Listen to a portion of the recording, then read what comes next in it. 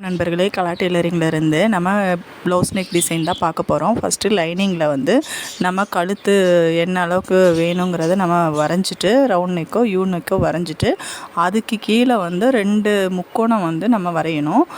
வரைஞ்சிட்டு அதுக்கப்புறம் வந்து கட் பண்ணிவிட்டு அதை ஒரிஜினல் பீஸில் வச்சு அடித்து திருப்பி மேலே எஜ்ஜி தல் போட்டு எடுத்து வச்சுக்கணும். அதுக்கப்புறம் வந்து ப்ளவுஸ் கிளாத்லேயே வந்து நம்ம லூப்பு தைப்போம்ல, அந்த மாதிரி தைச்சி நம்ம கட் பண்ணி ஒவ்வொரு இன்ச்சு அகலம் வெளியே தெரிகிற மாதிரி நம்ம வச்சு சுற்றி அந்த ரவுண்டுக்கு மட்டும் வச்சு அடிக்கணும்.